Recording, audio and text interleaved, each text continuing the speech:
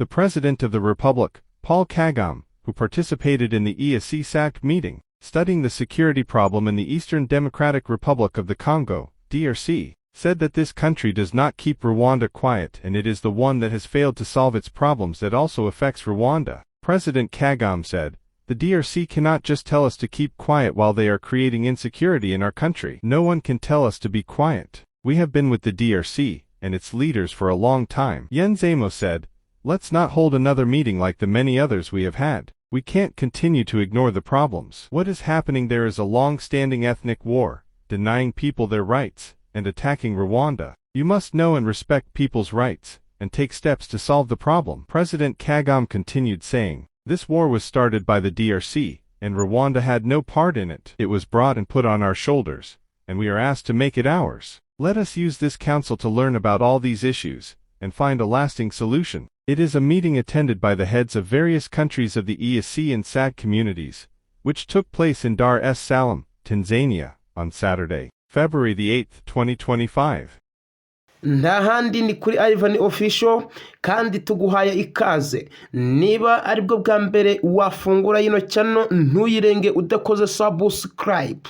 Kora subscribe kugira ngo ujye wibonera n'ibindi biganiro ducisha kuri Ivan Official. Mbahaye ikaze Abanyarwanda, mbahaye ikaze bafumbira n'abafumbira kazi. Nukuri mutabaruke yo no kumva aya makuru mu Cyongereza.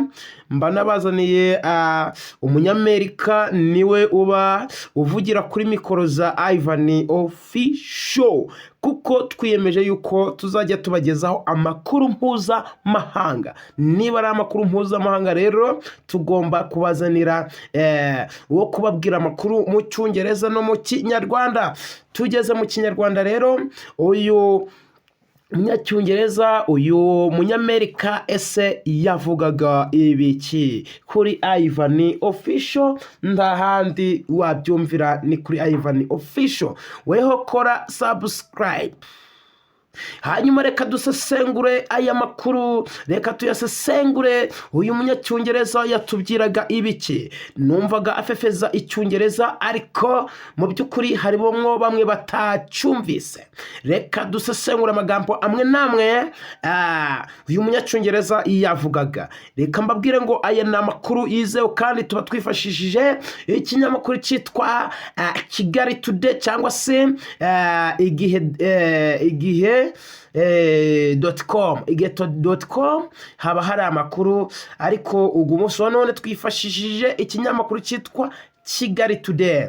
Hanyuma uyu Munyacyongereza reka tubisesengure amagambo amwe yavugaga. Yatangiye avuga ati, Perezida wa Repubulika Paul Kagame ngo yitabiriye inama ya EAC cyangwa se SADC. Ibi bisobanuye iki rero? EAC bisobanurwa East Africa Community, naho SACA bisobanurwa ngo Southern African Development Community. Rero ngo yize ku kibazo cy'umutekano mu burasirazuba bwa Repubulika Iharanira Demokarasi ya Kongo, ibyo bita DRC. Ngo yavuze ko iki gihugu kitazakomeza gucecekesha u Rwanda kandi aricyo cyananiwe gukemura ibibazo byacu binagira ingaruka ku Rwanda. Ayo ni amagambo ya Paul Kagame. Nyakubahwa Paul Kagame ngo yakomeje agira ati, Democratic Republic of Congo ngo ntishobora kutubwira gusa guceceka mu gihe ngo barimo guteza ikibazo cy'umutekano muke mu gihugu cyacu. Uwo ni Paul Kagame ngo ntawe ushobora kutubwira ngo duceceke ngo kubera ngo twiginze Democratic Republic of Congo, twiginze igihugu cya Congo n'abayobozi bayo kuva kera. Ngo twarapfukamanze turakinginga, ngo twaganiriye ku bibazo bihari, ngo dusaba DRC kubikemura, ngo barabyiyangiye burundu. uyu munyacyongereza aya makuru yatugezagaho yakomeje kuvuga ngo Paul Kagame ngo yunzemo aya magambo ari kuvuga ati ngo ntimwongere gukora indi nama imeze nk'izindi nyinshi twagize, ngo ntidushobora gukomeza gucya bugufi gucya hejuru y'ibibazo ibirimo kubera hariya ngo muri Democratic Republic of Congo, ngo ni intambara y'amoko ngo kandi imaze igihe kinini, ngo kubuza abantu uburenganzira bwabo no kugaba ibitero ku Rwanda. Ati mugomba mu nama yararimo yababwiye ati mugomba kumenya no kubaha uburenganzira bw'abantu kandi mugatera intambwe mugakemura ibibazo.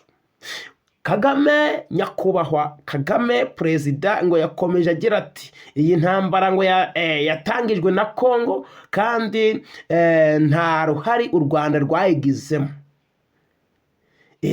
Ngo nta ruhari rwakoze iki rwayigizemo. Akomeza kuvuga ati mu by'ukuri yazanye gusa nishyirwa ku bitugu byacu, yaraje ngo hanyuma bayishyira ku bitugu by'u Rwanda. Agira ati mureke twifashishe iyi nama yige kuri ibi bibazo byose ngo kandi tubone igisubizo kirambye. Reka mabwire ngo iyi ni inama yari yitabiriwe rwose, yari yitabiriwe n'ibihugu n'ukuri byo mu muryango wa East African Community hamwe na SAC, bisobanurwa ngo East African Community cyangwa se Southern and Development Community. Iyo niyo nama yabereye muri Dar es Salaam hariya hirya mu gihugu ca Tanzania. Reka mabwire ngo inama yabaye iminsi 8 y'ukwa kabiri, hari kuwa gatandatu kuwa Mukaga 2025. Iyi ni inama yabereye mu gihugu ca Tanzania, Dar es Salaam. Kagame niwe wivugiye aya magambo, aravuga ati ntabwo tuzaceceka, ntabwo tuzakomeza guceceka. Weho ubivugaho iki kw'iyi nkuru ya Kagame, kw'aya magambo ya Kagame, kw'iyi statement ya Kagame uyivugaho iki mu by'ukuri? Yavuze ati ntabwo turaceceka, Kongo kuguma yohereza ibisasu mu by'ukuri mu gihugu cy'u Rwanda, ntabwo tuzakomeza guceceka. Ese ibi si bigomba kuzabyutsa intambara? Kora subscribe, make sure subscribe to my channel, kora subscribe kugira ngo ujye wiyumvira inkuru nk'izi mu by'ukuri kandi wiyumvire amakuru nk'aya. Tubonane ubutaha.